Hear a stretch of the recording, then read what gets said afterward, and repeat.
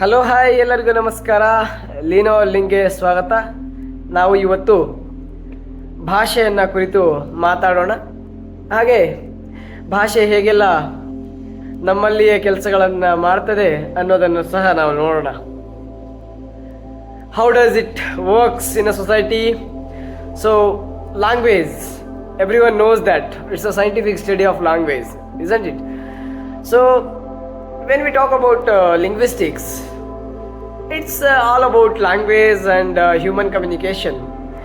And as I mentioned earlier in my first video, language as a scientific study, it explored through the field of linguistics, which applies the systematic methods and the principles to understand the nature and structure and the functions of language.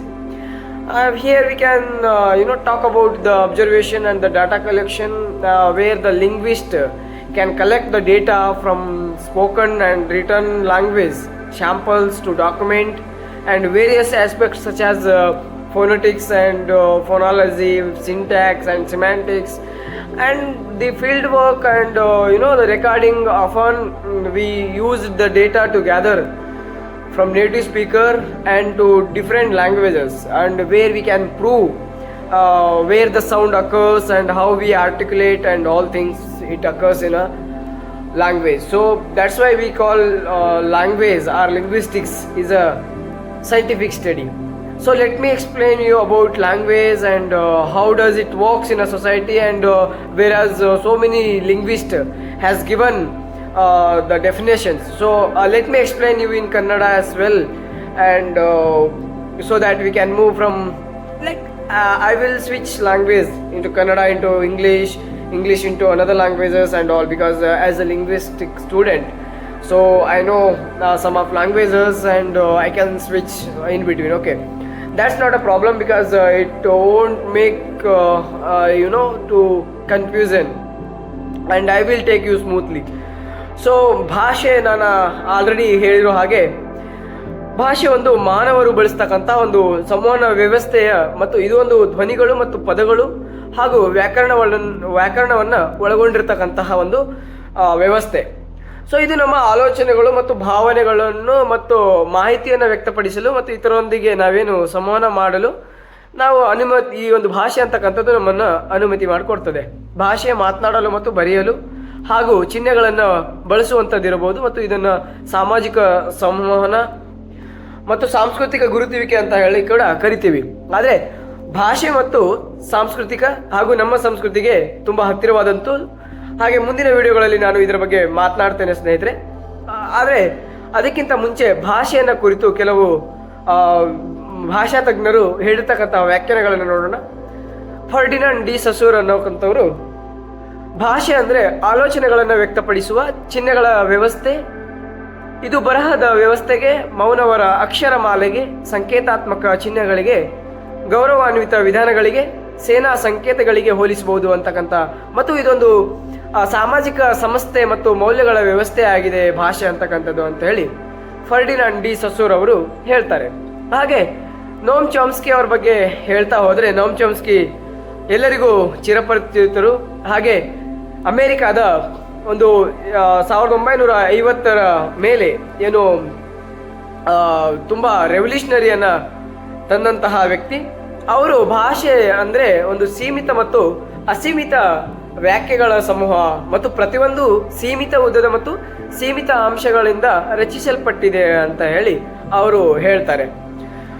ಮತ್ತು Edward Safeer ಅವರು ಬಂದರೆ, Edward Safeer ಕೂಡ American linguist, ಮತ್ತು ಅವರು ಭಾಷೆ ಅಂದರೆ ಆಲೋಚನೆಗಳು, ಭಾವನೆಗಳು ಮತ್ತು ಇಚ್ಛೆಗಳನ್ನು ವ್ಯಕ್ತಪಡಿಸಲು ಶ್ರುತಿ ಸಂವೇದನೆ ಚಿಹ್ನೆಗಳ ವ್ಯವಸ್ಥೆಯ ಮೂಲಕ ಮಾನವರು ಬಳಸುವ ಶುದ್ಧ ಮಾನವೀಯ ಮತ್ತು ಅಸ್ವಾಭಾವಿಕ ವಿಧಾನವನ್ನು ನಾವು ಭಾಷೆ ಅಂತ ಹೇಳಿ ಕರಿತೀವಿ. ಹಾಗಾದರೆ ಭಾಷೆ ವೈಜ್ಞಾನಿಕ ಅಧ್ಯಯನವೆಂದು ಪರಿಗಣಿಸುವುದಕ್ಕೆ ಭಾಷಾಶಾಸ್ತ್ರವೆಂದು ಕರಿತೀವಿ ನಾವು. ಯಾಕಂತ ಹೇಳಿದ್ರೆ ಇದು ಭಾಷೆಯ ಸ್ವರೂಪ, ರಚನೆ ಮತ್ತು ಕಾರ್ಯವನ್ನು ಅರ್ಥ ಮಾಡಿಕೊಳ್ಳಲು ವ್ಯವಸ್ಥಿತ ವಿಧಾನಗಳ ಮತ್ತು ತತ್ವಗಳನ್ನು ಅನ್ವಯಿಸ್ತದೆ. ಭಾಷೆಯನ್ನು ವೈಜ್ಞಾನಿಕವಾಗಿ ಹೇಗೆ ಅಧ್ಯಯನ ಮಾಡ್ತೇವೆ ಅನ್ನೋದನ್ನು ಪ್ರಮುಖ ಒಂದು ಅಂಕಿಅಂಶಗಳನ್ನು ನೋಡೋದ್ರ ಮುಖಾಂತರ, ವ್ಯವಸ್ಥಿತವಾದಂಥ ಒಂದು ಅಂದರೆ ಅಬ್ಸರ್ವೇಷನ್ ಏನು ಗಮನಿಸುವಿಕೆ ಇದೆ ಮತ್ತು ದತ್ತಾಂಶಗಳ ಸಂಗ್ರಹಣೆ ಅಂದರೆ ಒಂದು ಡಾಟಾ ಕಲೆಕ್ಷನ್ ಮಾಡೋದಾಗಿರ್ಬೋದು. ಭಾಷಾಶಾಸ್ತ್ರಜ್ಞರು ಮಾತನಾಡುವ ಮತ್ತು ಬರೆಯುವ ಭಾಷೆಯ ಮಾದರಿಗಳನ್ನು ದತ್ತಾಂಶವನ್ನು ಸಂಗ್ರಹಿಸ್ತಾರೆ ಮತ್ತು ಧ್ವನಿ ವಿಜ್ಞಾನ ಮತ್ತು ವಾಕ್ಯ ವಿನ್ಯಾಸವನ್ನು ಮತ್ತು ಒಂದು ಮುಂತಾದ ವಿವಿಧ ಅಂಶಗಳನ್ನು ದಾಖಲಿಸ್ತೇವೆ. ಹಾಗೆ ಸ್ಥಳಕಾಲದಲ್ಲಿ ಮತ್ತು ಧ್ವನಿ ಮುದ್ರಣಗಳನ್ನು ಸ್ಥಳೀಯ ಭಾಷಿಕರಿಂದ ದತ್ತಾಂಶವನ್ನು ಸಂಗ್ರಹಿಸಲು ಬಳಸಲಾಗ್ತದೆ. ವಿಶ್ಲೇಷಣೆ ಮತ್ತು ಒಂದು ಭಾಷೆಯ ವಿಧಾನಗಳನ್ನು ನಾವು ವೈಜ್ಞಾನಿಕವಾಗಿ, ಅಂದರೆ ಈಗ ನಾವು ದತ್ತಾಂಶಗಳಿಲ್ಲದೆ ಇದು ಒಂದು ವೈಜ್ಞಾನಿಕ ಅಧ್ಯಯನ ಅಂತ ಹೇಳಿದರೆ ಯಾರೂ ಸಹ ಕೂಡ ನಂಬಲ್ಲ. ಯಾಕಂತ ಹೇಳಿದರೆ ಭಾಷೆ ಹೇಗೆ ಕಾರ್ಯನಿರ್ವಹಿಸ್ತದೆ ಎಂಬುದರ ಬಗ್ಗೆ ಯಾವುದೇ ರೀತಿಯಂಥ ಊಹೆಗಳನ್ನು ಮಾಡಲಿಕ್ಕೆ ಸಾಧ್ಯ ಇಲ್ಲ. ಯಾಕಂತೇಳಿದ್ರೆ ಅದಕ್ಕೆ ತನ್ನದೇ ಆದಂತಹ ವಿಭಿನ್ನವಾದಂತಹ ಸಂದರ್ಭಗಳಲ್ಲಿ ಅದರ ಬಳಕೆಯನ್ನು ವಿಶ್ಲೇಷಣೆ ಮಾಡೋದರ ಮೂಲಕ ನಾವು ಅದನ್ನು ಪರೀಕ್ಷಿಸಬೇಕಾಗ್ತದೆ. ಅದನ್ನು ನಾವು ಭಾಷಾಶಾಸ್ತ್ರ ಅಂತ ಅಥವಾ ಭಾಷೆ ಅಂತಕ್ಕಂಥದ್ದನ್ನು ನಾವು ಕರಿತೀವಿ. ಹೀಗೆ ನಾವು ಭಾಷೆಯನ್ನು ನೋಡಲು ಸಾಧ್ಯವಾಗ್ತದೆ ಸ್ನೇಹಿತರೆ. ಒಂದು ಭಾಷೆ ಅದರ ಇತಿಮಿತಿಗಳನ್ನು, ಆಮೇಲೆ ಈ ನುಡಿ ಅಂತಕ್ಕಂಥದ್ದನ್ನು ನಾವು ಯಾವ ರೀತಿ ಒಬ್ಬ ವ್ಯಕ್ತಿಯ ಮತ್ತೊಬ್ಬ ವ್ಯಕ್ತಿಯ ನಡುವಿನ ಸಂವಹನ ವ್ಯವಸ್ಥೆ ಹೇಗೆ ಏರ್ಪಡುತ್ತೆ ಅನ್ನೋದನ್ನು ಕುರಿತು ನಾವು ಚರ್ಚಿಸ್ತೇವೆ. ಅದನ್ನು ನಾವು ಭಾಷೆ ಮತ್ತು ಭಾಷಾಶಾಸ್ತ್ರ ಅಂತ ಕರಿತೇವೆ. ಇವತ್ತು ಭಾಷೆ ಇಲ್ಲದೆ ಇದ್ದರೆ ಯಾವುದೇ ಒಂದು ವಲಯದಲ್ಲೂ ಸಹ ಯಾವುದೇ ಕಾರ್ಯಗಳನ್ನು ಮಾಡಲಿಕ್ಕೆ ಸಾಧ್ಯ ಇಲ್ಲ. ಅದು ನಮಗೆಲ್ಲರಿಗೂ ಗೊತ್ತಿರತಕ್ಕಂಥ ಸಂಗತಿ. ಹಾಗೆ ಭಾಷೆ ಮತ್ತು ಶಿಕ್ಷಣ ಹೇಗಿದೆ, ಭಾಷೆ ಮತ್ತು ಸಮಾಜ ಹೇಗಿದೆ, ಭಾಷೆ ಮತ್ತು ಸಂಸ್ಕೃತಿ ಹೇಗಿದೆ, ಭಾಷೆ ಮತ್ತು ಬೇರೆ ಬೇರೆ ವಿವಿಧ ವಿದೇಶಿಗಳ ನಮ್ಮೊಡನೆ ಅವರ ಸಂವಹನ ಮತ್ತು ಅವರ ಒಂದು ವ್ಯವಹಾರ ಹೇಗಿದೆ, ಭಾಷೆ ಯಾಕೆ ಇಷ್ಟೊಂದು ಪ್ರಾಮುಖ್ಯತೆ, ಭಾಷೆ ಇಲ್ಲದಿದ್ದರೆ ಭಾಷೆಯ ಆಧಾರದ ಮೇಲೆ ನಾವು ಶಿಕ್ಷಣವನ್ನು ಪಡೆಯತಕ್ಕಂಥದ್ದನ್ನು ನಾವು ನೋಡ್ತೇವೆ.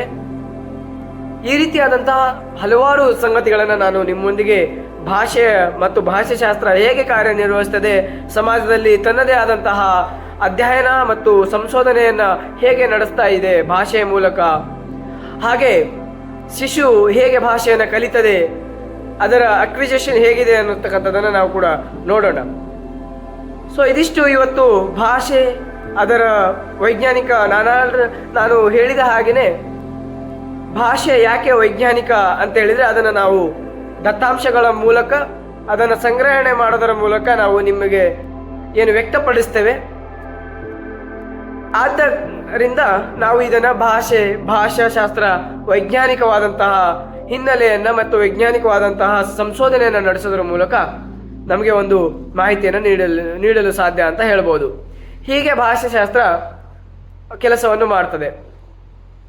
ಇನ್ನು ಭಾಷಾಶಾಸ್ತ್ರ ಹೇಗೆ, ನಾನೀಗಾಗಲೇ ಹೇಳಿದ ಹಾಗೆ ಯಾವ್ಯಾವ ವಲಯಗಳಲ್ಲಿ ಹೇಗೆ ಕೆಲಸ ಮಾಡ್ತದೆ, ಭಾಷಾಶಾಸ್ತ್ರಕ್ಕೆ ಯಾವ ರೀತಿಯಾದಂತಹ ಮೋಟಿವೇಶನ್ ಬೇಕಾಗ್ತದೆ ಅನ್ನೋದನ್ನು ನಾನು ನಿಮಗೆ ತಿಳಿಸ್ತೇನೆ. ಅಲ್ಲಿವರೆಗೂ ಹಾಗೆ ನೋಡ್ತಾ ಇರಿ. ನನ್ನೊಂದಿಗೆ ಲೀನೋ ಲಿಂಕ್ ಚಾನಲ್ ಒಂದಿಗೆ ಸದಾಕಾಲ ನೀವು ಸಪೋರ್ಟ್ ಆಗಿ ನಿಲ್ತೀರಾ ಮತ್ತು ವಿಷಯಗಳನ್ನು ಪರಿಪೂರ್ಣತೆಯನ್ನು ಹೊಂದಲು ನಾನು ನಿಮಗೆ ಸಹಕರಿಸ್ತೇನೆ. ಹಾಗೂ ಭಾಷಾಶಾಸ್ತ್ರದ ಮತ್ತು ಭಾಷೆಯ ಬಗ್ಗೆ ಇನ್ನಷ್ಟು ವಿಷಯಗಳನ್ನು ತಿಳಿಯಲು ನನ್ನ ಚಾನಲ್ಗೆ ಸಬ್ಸ್ಕ್ರೈಬ್ ಮಾಡ್ಕೊಳ್ಳಿ ಮತ್ತು ಲೈಕ್ ಬಟನನ್ನು ಒತ್ತಿ ಹಾಗೆ ಶೇರ್ ಕೂಡ ಮಾಡಿ ಅಂತ ಹೇಳ್ಕೊಳ್ತಾ ಧನ್ಯವಾದಗಳು.